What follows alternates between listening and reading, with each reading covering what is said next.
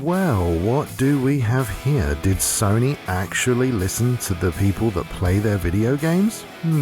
I don't know. I mean, the cynical side of my brain tells me that this was done more to avoid negative PR than it was to help game preservation, but we'll save that for another time. I hope everyone's doing okay. Welcome back to another video, and I just wanted to do an update and let you all know that Sony have basically backtracked on closing 2 out of the 3 PSN stores. And while this is definitely a win, I do think that there is more that could be done, and I'm definitely not the only person out there to think that. I've seen a lot of people saying the same sort of thing, and yeah, I 100% agree. There is far more that Sony could be doing, but again, let's take our wins where we get them in this industry. But before we get into the real story, we recently passed the 25 subscriber goal on the channel, which I was incredibly pleased about, and now we're on our way to 100, and things have been picking up lately. I've seen a lot more interaction, people watching my stuff, people sharing my stuff around. It's great, it's really good. But if you're watching this now and you like what I do, take a look at the rest of my channel,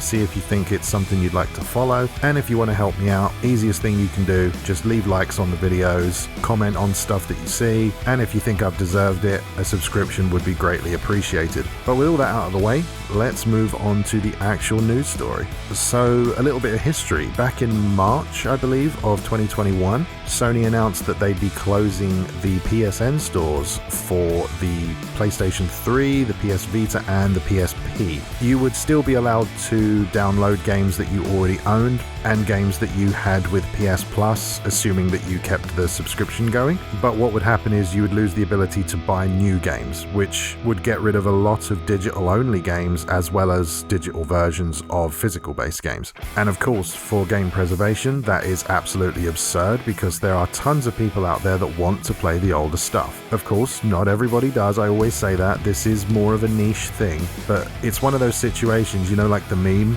why can't I have both?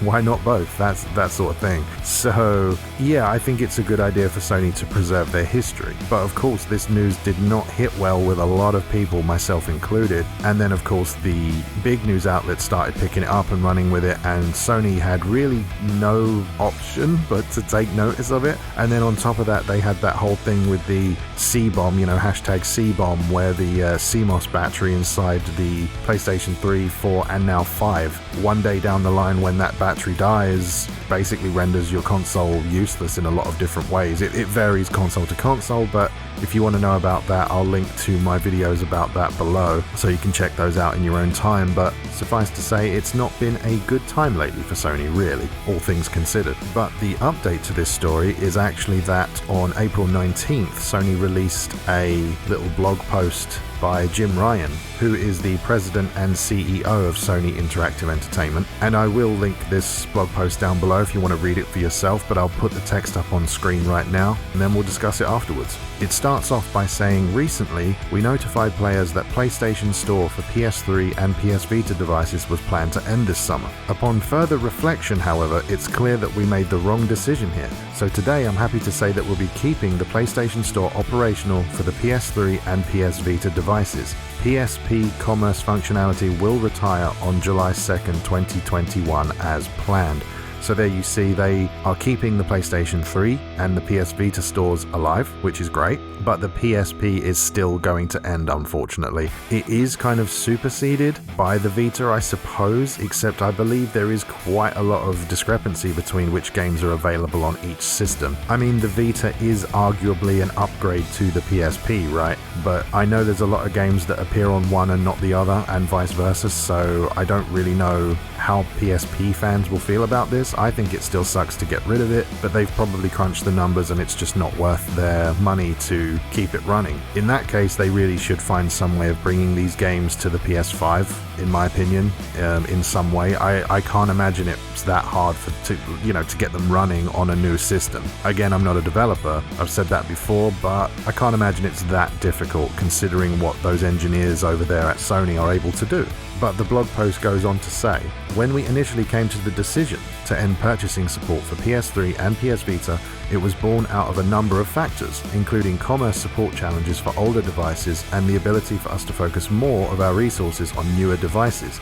where a majority of our gamers are playing. We see now that many of you are incredibly passionate about being able to continue purchasing classic games on the PS3 and the PS Vita for the foreseeable future. I'm so glad we were able to find a solution to continue operations. And then again it goes on to say, I'm glad that we can keep this piece of our history alive for gamers to enjoy, while we continue to create cutting-edge new game worlds for the PS4, PS5 and the next generation of VR. Thank you for sharing your feedback with us. We're always listening and appreciate the support from our PlayStation community. So there you have it, that's the full blog post there, and at first when you read this it comes across as quite an apologetic piece of writing, but then you start to kind of notice that, I mean, it might just be me seeing it and being, you know, incredibly jaded by this stupid industry at times, but it just comes across as a bit of like, yeah, we will keep this going, but like, you really should be playing the newer stuff now. Do you know what I mean? It just kind of has that feeling to it, that little tinge of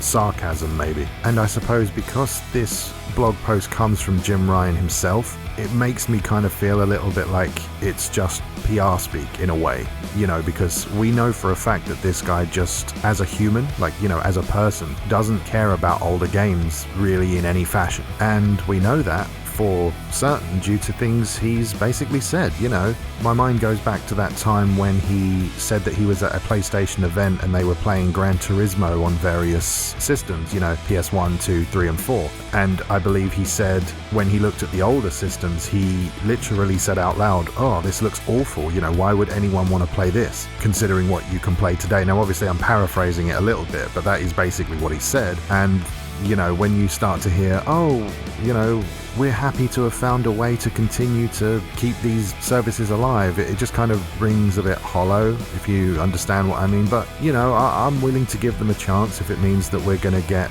these stores running. And I think the real issue I have, if I had to bring something up now, would be that this is, you know, a temporary fix, right? This doesn't fix the issue. They need to figure out some way of getting some of these games to play on the modern systems. Now, I'm not a game developer, as I've said before. I do understand how it works, but I'm not one. So I can't speak to the, you know, ins and outs of everything they would need to do. But I can't imagine it's that hard to bring some of these PSP games or Vita games to the PlayStation 5. I really can't imagine that it's that difficult. Now, PS3 is a different matter. We all know that that system was an absolute nightmare to develop for, so I can understand if some of those games can't come forward. It's a shame, but I do understand why it can't happen. I wish there was a way for them to be able to emulate it, considering the power that the PlayStation 5 has built in. But again, I'm acutely aware that this costs time, money and resources that Sony perhaps don't want to associate to these things, which as a company is completely their choice. Of course that sucks for us, but it is, you know, their choice at the end of the day, and if they don't see a path to making that a reality, then it's just not going to happen, no matter how much we complain or pressure them. And now I will just say, this does show that kicking up a fuss about an issue that you feel passionate about is definitely worth doing. Now, of course, you'll get some people saying, oh, look at these entitled gamers screaming for things. You know, they tried to demonize the people that wanted the Snyder Cut of the Justice League movie. I don't understand that mentality, because we want a certain thing. We are saying to these companies, we would like this product. Can you please make it and we will pay you for it? And all of a sudden we're entitled and horrible and bullies. And I don't really understand that logic, in my opinion. You know, if I was a company and I had customers coming to me saying, we want this, can you make it? We will give you money. My answer would be, yeah, sure, I can do that. So I don't really understand where they're coming from with that, but I could see this turning into one of those things. So I don't know if it will happen this time, but keep a lookout for any kind of like hit pieces on this saying that like gamers are entitled and they bullied Sony into not closing their stores and all this. I'd be really curious to see if that comes to light. I really would. But really, I think that's all there is to say on the subject. It turns out that they're not closing 2 of the 3 stores that they said they would, so that's a net positive in my book. It sucks that we're losing the PSP store, but it is what it is, and I guess you can't save everything. I suppose that's the way it is. What I would like to see them do is just put some effort into bringing some stuff forward and allowing us to play them on more modern systems, or at least make it easier. Perhaps they could develop something like the PS TV thing that they made that allowed you to play Vita games on your television. It was like a little box that sat next to it. If they could do something like that for even the PS3, I mean, that would probably be quite expensive, I think, but you get what I'm saying. There must be some sort of way that they can do something to help. But again, with the guy in charge not liking the idea of old games, I think this is more of a small mercy than an admission of guilt, in my opinion. But it is what it is, and at the end of the day, like I just said, it is just my opinion. But now if you'd like to share yours with me, please do comment down below. I'd like to hear what you think about this. As I said earlier, I will link the article so you can read it. I will also link my other videos based on the issues that Sony's been having lately if you want to watch those. And if you're still watching and you're still with me at this point in the video and you think I've deserved it, please do leave a like, and please do consider subscribing to the channel. As I say, we're heading towards 100, and if you want to be a part of that, I would really appreciate it. So with all that said, thanks very much for watching, and I'll see you next time.